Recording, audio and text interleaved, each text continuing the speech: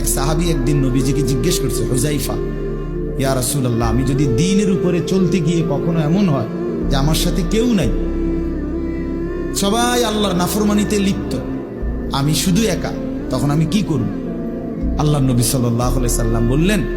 ওয়ালাউ আন তাআদ্দা বিআসলি শাজারাতিন, প্রয়োজনে তুমি একটা গাছের গোড়ালি শিকড় কামড়াইয়া ধইরা পড়ে থাকবে একা, তারপরও দিন ছাইরো না, আল্লাহকে ছাইরো না,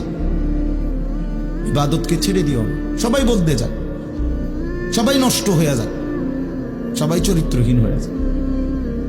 তারপরও কমপক্ষে নিজের হেফাজত। রাসূলুল্লাহ সাল্লাল্লাহু আলাইহি ওয়াসাল্লাম বলছেন, মানুষের মধ্যে অন্যায়, নাফরমানি, মানুষের মনের চাহিদা, খেয়াল খুশি, খামখেয়ালি, এগুলো যখন বেড়ে যাবে, আল্লাহর নবী সাল্লাল্লাহু আলাইহি সাল্লাম বলছেন,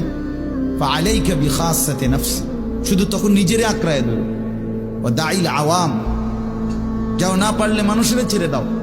যে আমি আর পারলাম না, কিন্তু কমপক্ষে নিজেরে নষ্ট করো।